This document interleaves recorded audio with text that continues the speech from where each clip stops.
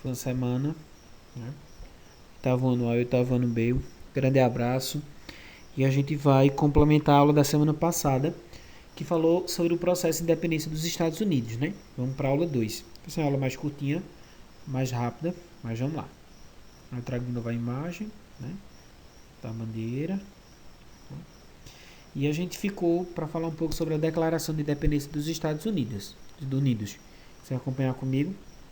Em seguida foi realizado o Congresso, né, Continental na Filadélfia, que dessa vez contou com representantes de todas as colônias, as 13 colônias que fazia parte dos Estados Unidos, que tinha a Inglaterra como metrópole.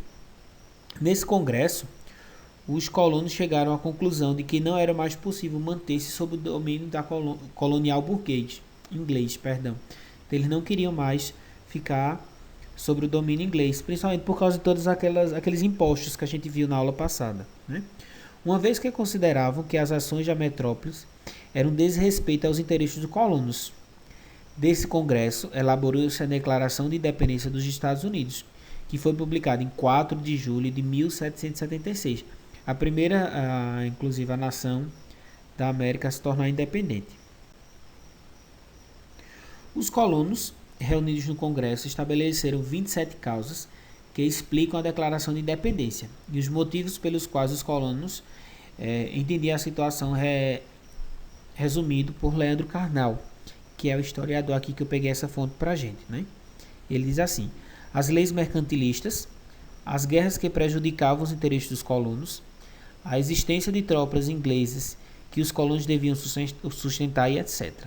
A paciência dos colonos, sua calma e ponderação são destacadas em oposição à posição intransigente e autoritária do rei da Inglaterra, no caso aqui Jorge III. A Declaração de Independência dos Estados Unidos foi escrita por Thomas Jefferson, né? Com a independência foi iniciada a Guerra da Independência, na qual os colonos lutaram durante 5 anos contra as tropas inglesas. Como ocorreu essa Guerra de Independência dos Estados Unidos? A Guerra de Independência dos Estados Unidos estendeu-se durante 5 anos. Os colonos defenderam sua independência por meio do Exército Continental, força criada logo após a declaração. Após o rompimento com a colônia, desenvolveu-se nos Estados Unidos um dispositivo legal que permitia aos cidadãos armarem-se. Essa ideia fez com que o porte de armas dos Estados Unidos fosse incluído na Constituição do país, desde o início, né? Desde a independência. Os ingleses enviaram uma série de comandantes importantes para liderarem suas tropas na América, na colônia. Além disso, contaram com muitos colonos traidores, que lhes ofereceram informações importantes. Os colonos, por sua vez, uniram-se contra os ingleses motivados, principalmente pela violência com que eram tratados durante a guerra. Nisso, franceses e espanhóis entraram no conflito, fornecendo apoio vital aos americanos. Os dois primeiros tinham interesses em enfraquecer os ingleses no continente americano e viram o apoio da independência dos Estados Unidos, uma forma de atingi-los. Por quê? Os franceses e espanhóis? Porque também os franceses e espanhóis tinham colônias na América e queriam enfraquecer a Inglaterra. A vitória final dos colonos americanos aconteceu após a batalha, que ocorreu em 19 de outubro de 1771. Os ingleses reconheceram a independência dos Estados Unidos com a assinatura do Tratado de Paris, que ocorreu em 1783. Mas por que a França ajudou na independência dos Estados Unidos? O envolvimento francês na Guerra de Independência dos Estados Unidos aconteceu porque os franceses tinham interesse em enfraquecer os britânicos na América.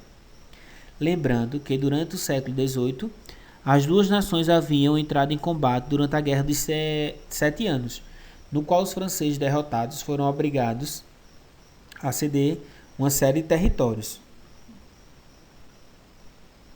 A Guerra da Independência dos Estados Unidos era vista pelos franceses também como uma possibilidade de recuperar tais territórios perdidos, né?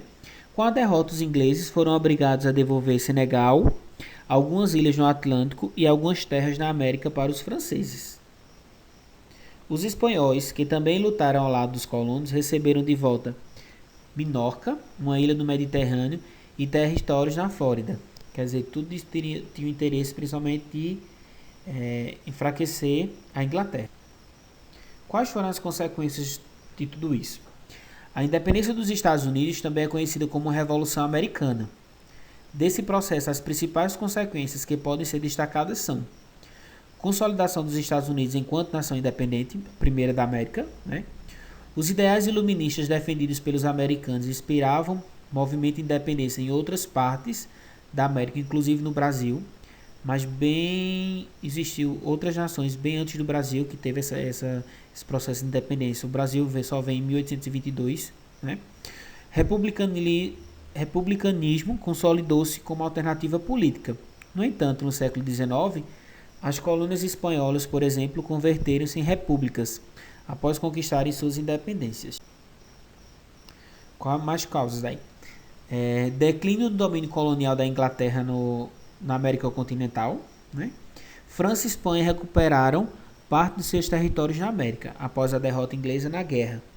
Deu-se início ao processo de expansão territorial dos Estados Unidos após a Inglaterra ceder as terras entre os montes Appalaches e o rio Mississippi, né? Então a gente vai ficar por aqui. Eu falei, foi mais rápido, foi apenas um complemento. Qualquer dúvida, sugestão, manda no privado, né? Se estiver falando muito rápido, alguma coisa que não entendeu, né? Manda no privado, sempre colocando o nome e a turma, tá certo? Um grande abraço e até semana que vem.